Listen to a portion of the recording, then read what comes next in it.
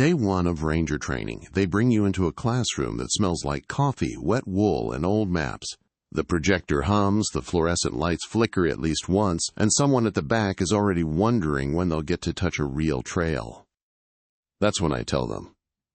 Day 1 of ranger training. Don't shine your flashlight at the tree line after midnight. I let the sentence sit there. You can feel attention sharpen. All the casual posture vanish a notch at a time. A kid in the second row, ball cap, brand new boots, still squeaking, frowns. Why? The instructor said. I continue. You'll know if you do it. I look around the room, meet each pair of eyes just long enough. I never did. The line lands the way it always does. A nervous chuckle from somebody who thinks I'm joking. Silence from the ones whose instincts are already whispering that I'm not. My name is Senior Ranger Elias Ward, I tell them. 18 years in the field. Yellowstone, Denali, Cascades, and now back here to teach you how not to die doing a job you think is about sunsets. That gets a few smiles. Good. If they can't laugh, they can't learn. I click the remote. The projector throws a topographic map onto the screen. Contour lines, blue veins of river, hazard zones highlighted in careful red. This, I say, is the manual. I click again. The map fades. A grainy photo appears. Night forest, tree line picked out in the weak cone of a flashlight. The beam stops just short of the trunks. Past that, nothing but black.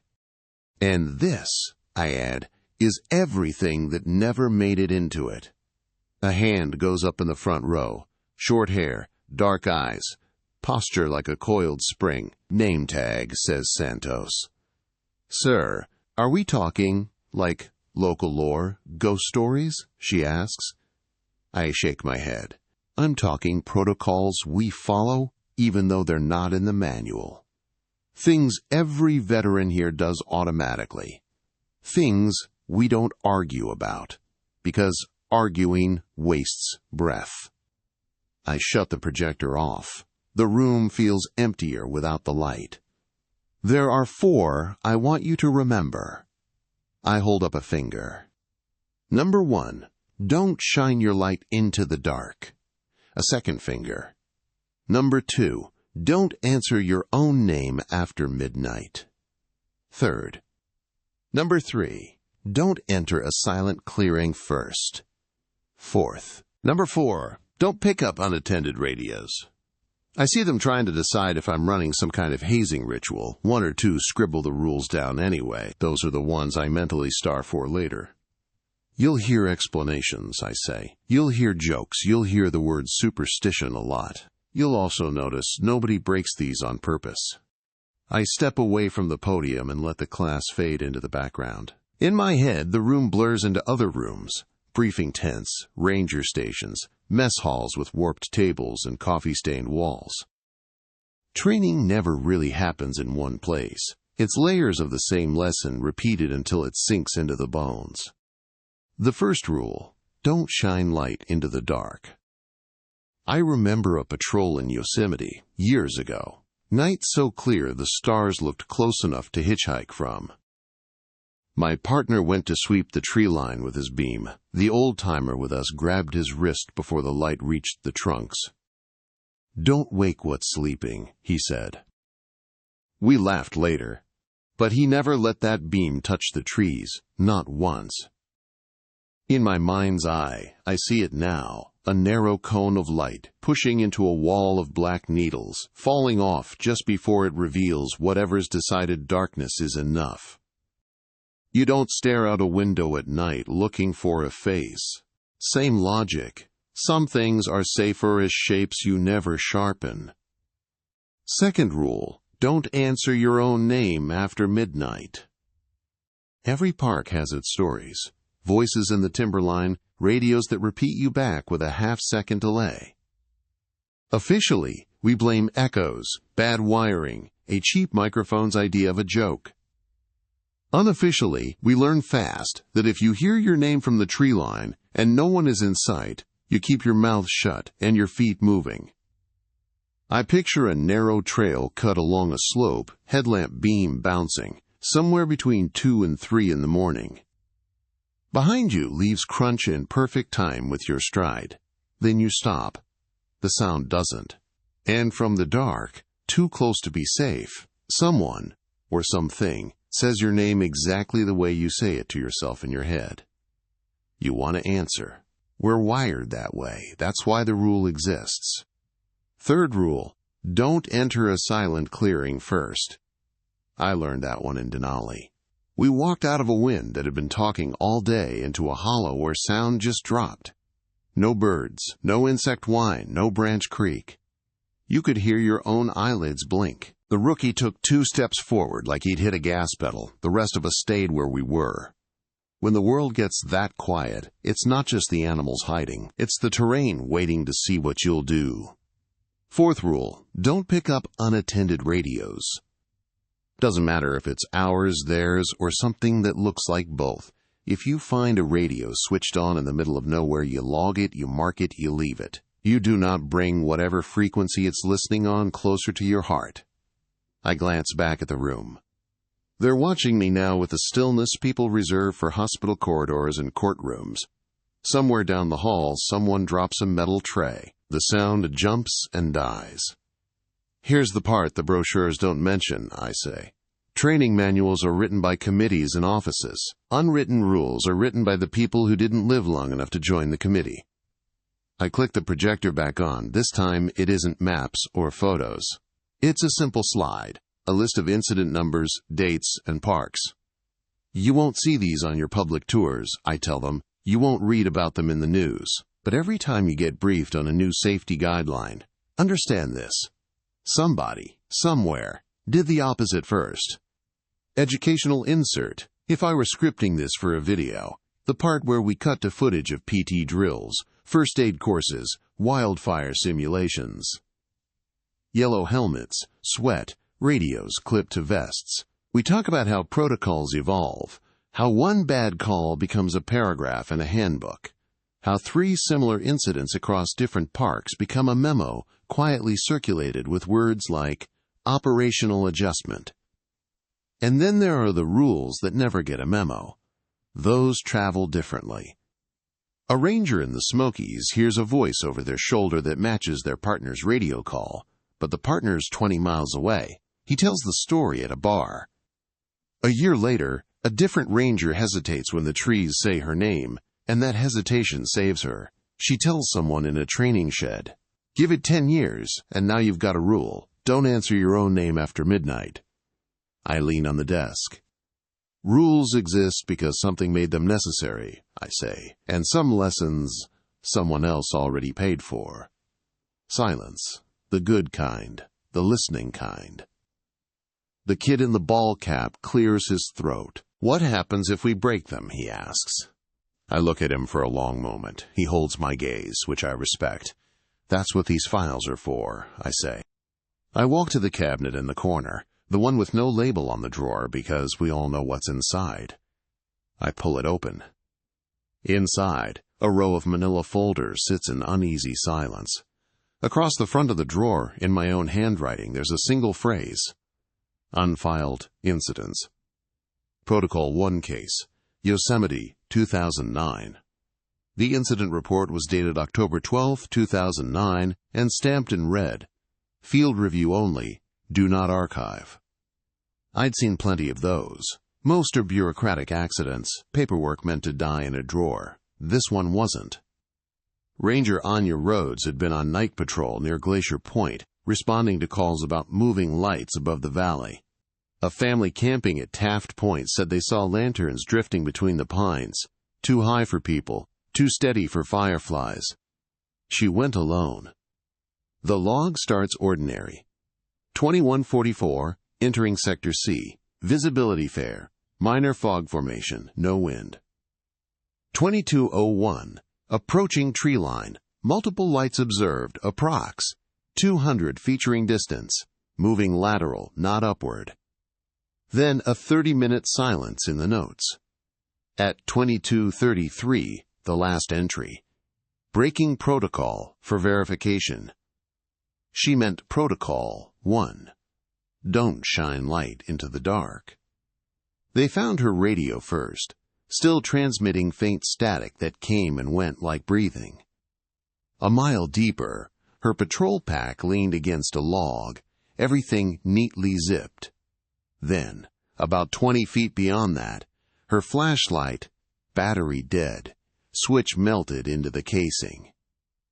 When the search and rescue team reached her, she was standing at the edge of the ridge, eyes open, pupils wide as coins. She didn't remember how she got there. The interview, excerpt from SAR debrief. Q. What did you see when you turned the light on? A. Movement. Not quick, like something adjusting itself. Q. Wildlife? A. No wildlife runs. This swayed, like it knew it had time. Q. Did you hear anything? A. The trees were breathing. Branches moving in rhythm, not wind, rhythm. She kept using that word, rhythm. They sent her body cam to the lab. The footage lasted 4 minutes before cutting out. The final clear frame showed a wall of fog with something faint behind it, shapes that almost resolved into human outlines, faintly luminescent, standing still, no eyes. No faces, just suggestion. Then the camera glitched. If this were the video version, this would be where the narration pauses and the tone shifts from horror to quiet authority. A clean graphic shows how fog particles scatter light, optical backscatter, turning the air into a mirror.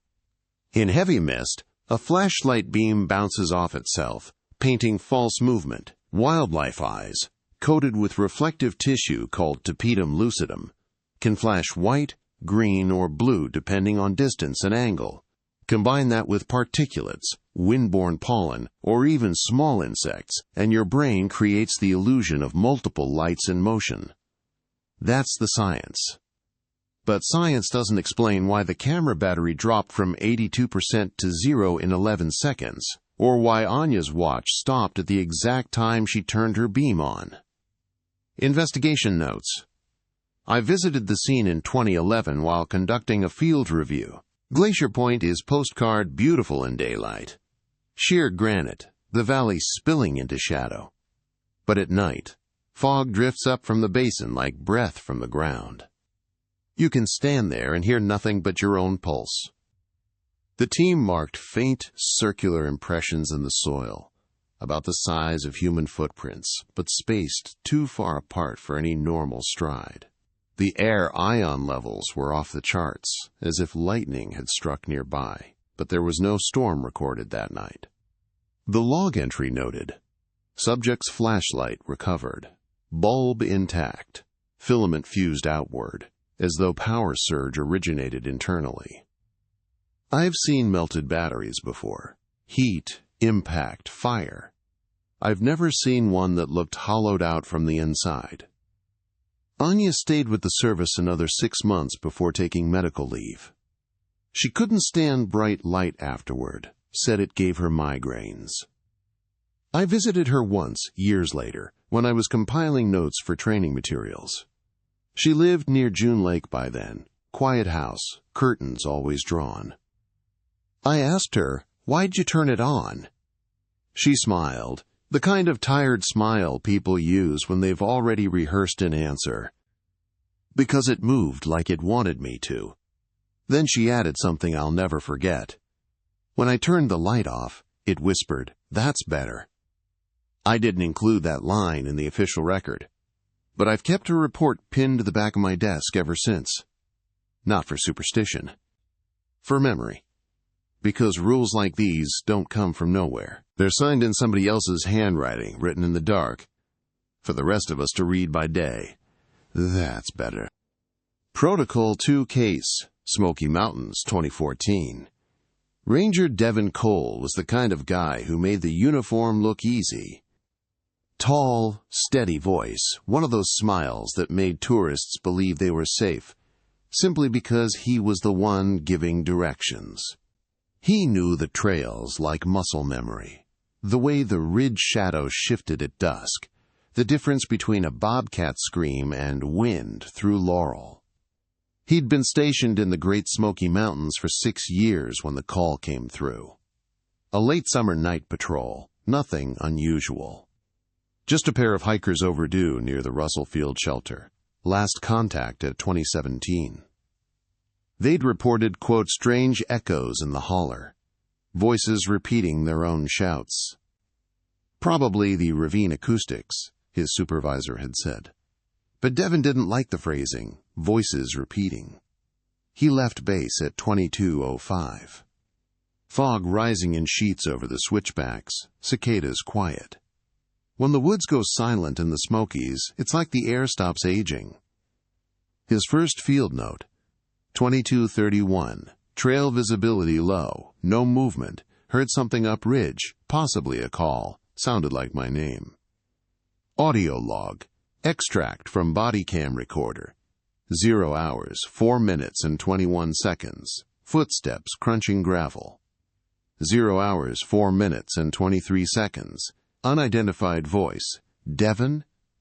0 hours, 4 minutes and 25 seconds, Devin. Mason, is that you? 0 hours, 4 minutes and 28 seconds, radio, crackle. Copy that, I'm still at base, over. 0 hours, 4 minutes and 31 seconds. Devin, negative, just heard you up ahead. 0 hours, 4 minutes and 34 seconds, radio. Didn't transmit. Say again? The recording catches a pause. Then a second voice, same pitch, same inflection, maybe half a beat late. 0 hours, 4 minutes and 37 seconds, second voice. Didn't transmit. Say again? He stops walking. The trail at night is deceptive. Sound travels differently when there's moisture in the air. A shout that should echo once will fold itself into layers. But this wasn't that. Every time Devin called out, the same voice responded from a different direction. Sometimes behind him, sometimes to the left, always the same distance away. At 23:06, the log shifts tone. Sound repeats name multiple times, cadence exact, possible cross-frequency bleed, requesting signal check.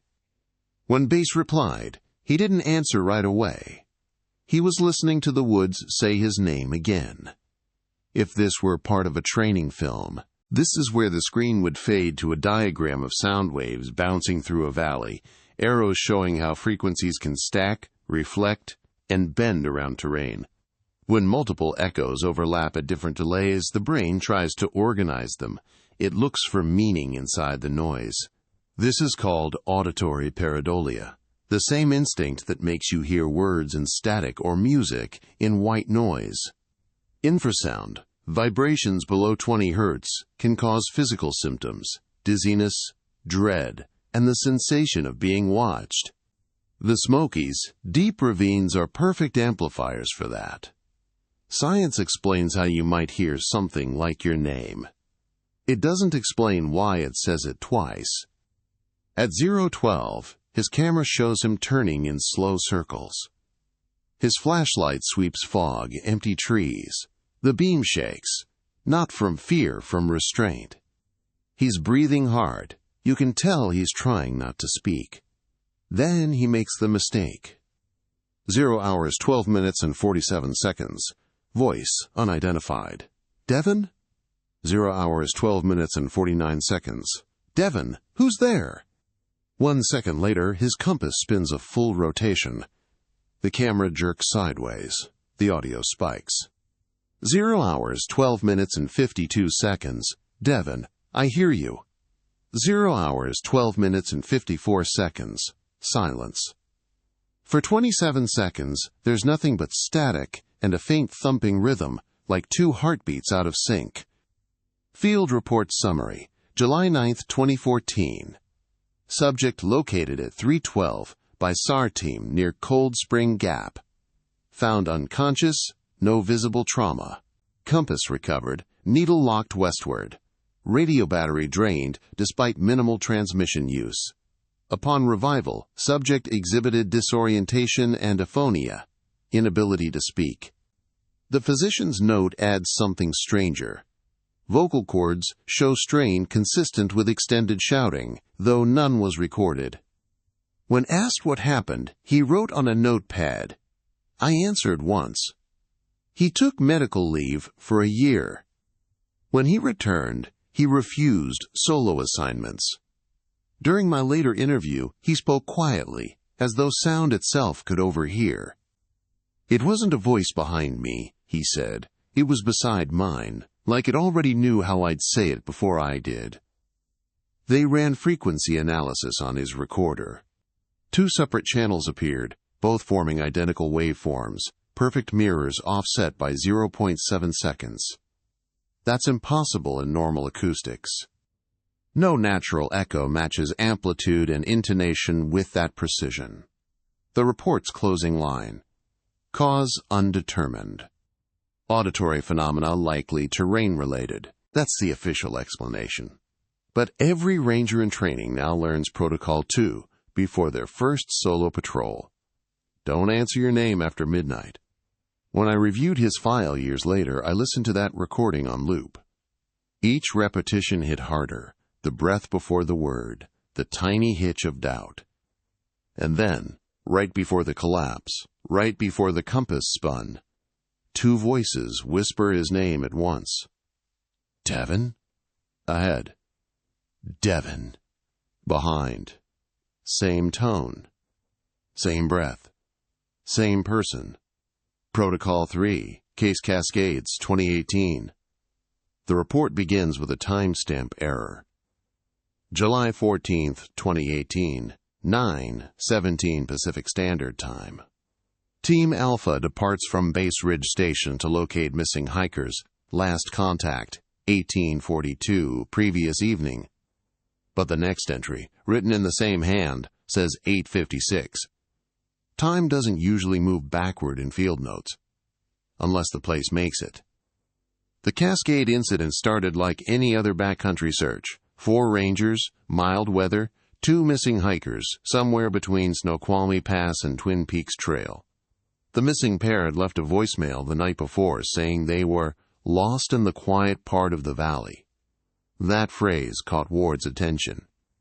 There was no quiet part on the map. The Cascades are alive year-round. Wind, insects, the far-off bark of coyotes. Even snowfields make sound if you listen long enough. Silence doesn't belong there. By 10:04, the team reached a narrow ravine overgrown with alder. Radios fuzzed, then died. Audio note: Team lead, Ranger Keller. No birdsong, not even wind. It's like the air's holding its breath. The footage shows them stepping into a small clearing about 30 yards wide, a perfect oval surrounded by fir trees. The soil looks darker, as if moisture never leaves. Each footstep sounds muted, soft as falling sand. Ranger Delaney, the youngest on the team, turns to the camera. Feels like we're inside something, he says, like a soundproof room. Ward doesn't answer. He's looking at the GPS unit in his hand, the route trace looping every 30 feet, coordinates repeating in a figure 8. Check your timestamps, he says. The others do. Every device, camera, phone, wristwatch, reads a different time, some minutes apart, others hours. And then they all blink backward together. 9:52. Silence in wilderness isn't just absence, it's compression. Certain terrains, especially bowl-shaped valleys and snow-packed basins, can trap low-frequency sound waves, creating what's called an acoustic shadow zone, a pocket where normal ambient noise is deflected away instead of within. The brain reacts instinctively to this loss. It becomes hyper-aware, stretching seconds into minutes, a phenomenon researchers call the psychological stillness response. Time perception distorts, equilibrium falters, and the slightest movement feels monumental. But those effects last seconds, not hours. And they don't make bootprints stop halfway through a step. Field log. Team Alpha, 10:18. Keller, Delaney, step forward 5 paces. Stay in line of sight. Delaney, copy. 5 slow steps. Keller, hold position. Delaney, copy. Keller, Delaney? Pause. Keller, Delaney, respond. The camera pans. Delaney is gone. No noise, no motion. Just 3 half-finished footprints curving into nothing. Ward marks the last visible print with an orange flag. The tape flutters once, even though there's no wind. Pull back, Ward orders, now. The remaining rangers retreat through the tree line, the forest noise rushing back all at once, birds calling, insects buzzing, the crunch of their boots echoing again. Behind them, the clearing sits unchanged. They radio base. SAR Command orders them to mark the perimeter and hold until sunrise. At dawn, Ward returns to the coordinates. The tape's gone. The trees look thicker, closer, the clearing smaller. He plays back the body cam footage to confirm what his eyes refuse. Footage review log, Ward, 647. Frame 1 to 45, standard trail progression. Frame 46, anomaly. In that frame, Delaney appears, not vanishing, but returning. He walks out of the clearing, from the opposite direction, facing the camera. The others are nowhere to be seen. He stops mid-step, eyes open, not blinking. The wind stirs his jacket, but not his hair. Then the frame skips backward 5 seconds. Plays again. Same motion. Same pause. Same silence. As if the clearing itself is trying to remember him wrong. Supplemental field note. Ward, handwritten margin. We treat sound like it's harmless, but it's our tether. When it breaks, so do we. Never trust a place that swallows footsteps. That kind of quiet has a shape, and if you stand still long enough, it'll measure yours. Delaney was never found. His official cause of disappearance, environmental hazard, presumed fall. But the local teams don't search that glade anymore. On current maps, it's labeled Zone 7 Reclaimed Area. The coordinates are close to 47.451 degrees north, 121.509 degrees west. Just close enough to warn you away, but not close enough to test. Training Addendum, Ranger Ward Lecture. If you find yourself somewhere the forest forgets to breathe, mark your exit, then leave. Don't test the air. Don't time the silence. And whatever you do, don't step into the center. He never explains why. He doesn't have to. Protocol 4, Case, Reflection and Survival Lessons. It's been 12 years since Ranger Elias Ward first taught the unwritten rules at the Yellowstone Training Center. Now, the classroom is smaller. Most of the desks sit empty, their tags long since reassigned or retired. The radio on his desk hasn't worked in 3 seasons, or it shouldn't have. But tonight, it hums. A thin, persistent line of static cuts through the quiet like breath against glass. Training Protocol 4, a voice says. Pick up. Ward doesn't move. He's heard that frequency before, long dead, unassigned since 2018, the year of the Cascades incident. He keeps it tuned anyway. Every ranger does. Not to listen. To know when not to. The sound fades for a moment, replaced by the low whine of interference. He flips open his notebook, the one that's followed him through every forest, every briefing, every night. He couldn't explain what he saw. 4 lines scrawled in his handwriting. Don't shine the light. Don't answer your name. Don't enter the silent clearing. Don't pick up the radio. He stares at that last one. The words look older than he remembers writing them. The radio crackles again, faint but deliberate. Ward, Protocol 4, pick up. Ward's lectures used to include something called auditory recall bias. the way the brain fills in gaps when familiar rhythms reappear. Radios, especially old analog models, bleed ghost signals through overlapping frequencies. If your mind expects a voice, it'll create one. If it expects a command, it'll obey it. In wilderness survival psychology, this phenomenon is known as an expectation loop, when anticipation becomes indistinguishable from stimulus. That's why the rule exists. You don't pick up.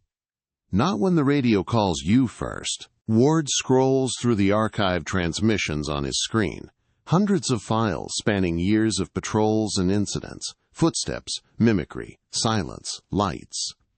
He filters by time signatures. Every anomaly, every unexplained sound, breath, or echo follows the same rhythm, 12.3 seconds apart. 12.3, the pulse from Yosemite, the delay in Devin Cole's voice, the timestamp glitch in the Cascades. Different years, different forests, same heartbeat. He placed the oldest file, 2009, Glacier Point. Anya Rhodes, voice trembling. If you see it in the light, it sees you too. Whisper underneath, that's better. Then the next 2014, Smokies. Two voices at once. Devin? Silence. Then breathing. And then 2018, Cascades. Ward's own voice, faint and reversed. Step into the center. He pauses the playback. That same faint signal hums through all of them, exactly every 12.3 seconds. Not noise, not random, but rhythm. Something learning the pattern. He glances toward the window. Outside, dawn bleeds pale over the ridge, thin mist moving between pines. The radio light blinks once. He doesn't touch it. Instead, he opens his final training report, the one no one ever reads except him. It's less a manual now, more a confession. We write rules so we don't have to remember faces. Every protocol was born from someone who didn't come back.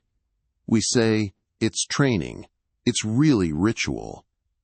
He underlines the next line slowly. Fear is a survival organ. You don't train it out, you listen to it. Fear evolved to detect what logic can't. In the wild, it's the first warning system, faster than reason, more honest than courage. Rangers learn early that fear isn't weakness, it's calibration. It tells you when your senses are lying. Those unwritten rules aren't superstition. They're the shape of all the times fear was right. Ward leans back, breathing slow, the static pulsing faintly in time with his heartbeat. He knows what it's asking. The same thing it's always asked, to make contact, to bridge that tiny gap between hearing and answering. But every ranger who picked up on Protocol 4 stopped being the one who answered. Practical takeaways.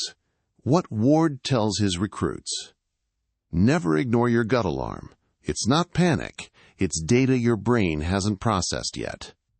If a sound mirrors you, change your rhythm, break the sync before it learns you. Always log your position in radio timestamps. Even when nothing happens, the gaps tell more than the noise. Don't chase understanding in the field. Some things out there study your curiosity. He clicks Save on the report and closes the logbook.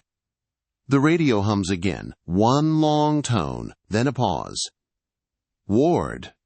Protocol 4. Pick up. He exhales slowly. No, he says. The static fades.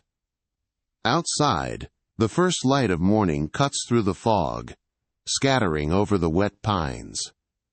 He stands, slings his jacket over his shoulder, and steps out of the cabin. Behind him, on the desk, the radio's LED flickers once more, soft and red, every 12.3 seconds. Like a heartbeat still waiting for an answer. Some protocols keep you alive. Others keep the forest asleep.